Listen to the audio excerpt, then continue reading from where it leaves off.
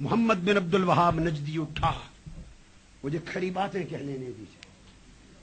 محمد بن عبد الوہاب نجدی نے سرزمین عرب میں اسلام کی کوئی خدمت نہیں کی، قرآن کی کوئی خدمت نہیں کی، سنت کی کوئی خدمت نہیں کی، آقا کی شریعت کی کوئی خدمت نہیں کی۔ اس نے تو ایک خود ساختہ توحید کو فتنہ بنا کے مسلط کیا، ادب رسول ختم کیا، محبت رسول ختم کی، نسبت اولیاء ختم کی، آقا سے تعلق جوڑا، گستاخی کا گڑھ بنایا، مگر اس نے پوری تحریک کا عنوان وہابیت نہیں رکھا، اسلام رکھا، اسلام رکھا۔ اس نے جب زبان کھولی اس نے صرف قرآن و سنت کی بات کی، قرآن و سنت کی بات کی، اور اس کے علاوہ جو کچھ اس کو بدعت کہا، اس لیے کہ اس دور میں، اس نسل میں اسلام کہہ کر آپ بات کہنا چاہیں تو لوگ سننے کے لیے آتے ہیں، قرآن اور سنت کی بات کہنا چاہیں لوگ سمجھنے کے لیے آتے ہیں، اور اگر آپ اسے چھوڑ کر انہیں اس نوجوان نسل کو امام سیوطی کی بات کہیں، وہ کہتا ہے میں تو جانتا ہی نہیں۔ آپ امام اسقلانی کی بات سنائیں، وہ کہتا ہے میں تو نہیں جانتا۔ مجدد الفسانی کی بات کہیں، وہ کہتا ہے مجھے کیا معلوم۔ غوث پاک اور حضور دادا گنج بخش کا حوالہ دیں، وہ کہتا ہے یہ چھوڑیے باتیں، یہ تو بزرگ ہوئے، احترام کرتا ہوں، مگر مجھے تو قرآن اور سنت کی بات کرو۔ آج کا دور اسلام کی دعوت کے لیے فقط قرآن و سنت مانگتا ہے، اور ہم قرآن و سنت کو چھوڑ کر بہت نیچے اتر چکے ہیں۔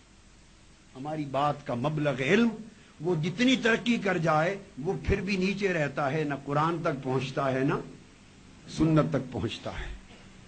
وہ لوگ جن کا کیس کمزور تھا وہ اچھی وکالت کر کے بازی لے گئے، اچھی وکالت کر کے بازی لے گئے۔ انہوں نے قرآن سنایا، انہوں نے صرف قرآن سنایا، سننے والے کو کیا خبر کہ ترجمہ غلط کر رہا ہے، اسے کیا خبر؟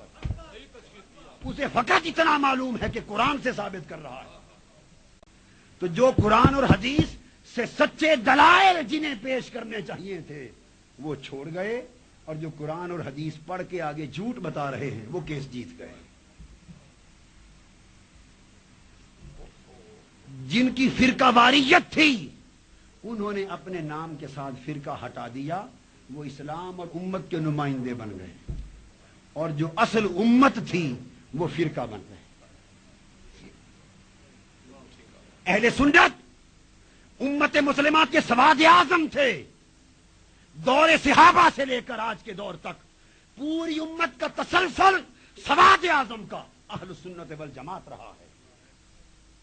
امام اعظم امام مالک، امام شافعی، امام احمد بن حنبل، حضور غوث پاک، حضرت خواجہ اجمیر، حضرت شاہ نقشبند اور حضرت شیخ سہرورد، اور آج تک جتنے اکابر اصاغر ہوئے ان کا تو ایک ہی تشخص تھا، تو یہ امت کا سواد اعظم کا اعتقادی نام تھا۔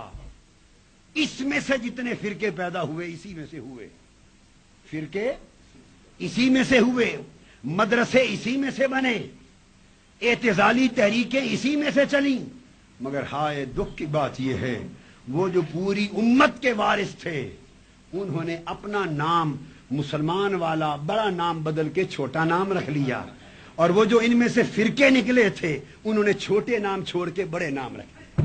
ہائے ہائے ہائے، اب ہماری پہچان دنیا میں بریلویوں سے، فرقہ بن گئے۔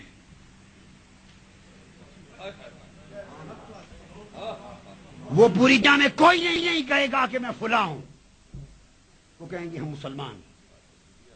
نوجوان جب آج کا سنتا ہے یورپ میں، امریکہ میں، عرب و عجم میں، تو ان کی زبان سے بات فرقہ واریت کی سنتا ہے، عنوان دیتا ہے رد شرک کا، مضمون ہوتا ہے گستاخی رسول کا، عنوان دیتا ہے اخلاص فی التوحید کا، اخلاص فی التوحید کا عنوان، مضمون ہوتا ہے اہانت رسالت مآب کا، نفی محبت رسول کا، نفی ادب رسول کا۔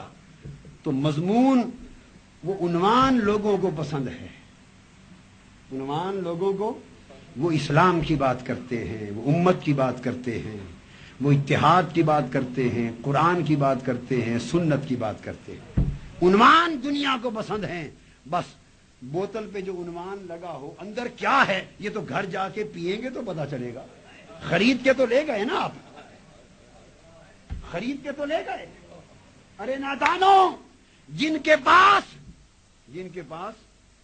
اصل شربت سندل تھا، اصل شربت بادام تھا، اصل شربت مزوری تھا، انہیں نے تو کوئی نیا چھوٹا سا نام اوپر لکھ لیا ہے، چھوٹا نام لکھ لیا ہے، اور جن کے پاس اندر صرف رنگ والا شربت تھا انہوں نے خالص شربت سندل لکھ لیا ہے۔ آپ کا بکے گا یا ان کا بکے گا؟ پر لوگ لے جائیں گے، لیتے لیتے لیتے پھر رفتہ رفتہ جو جس دکان کا گاہک ہوگا پھر وہ لے گا، وہیں سے لے گا۔ آئیے ہم تنگ ندی سے نکل پر پھر سمندر بن جائیں۔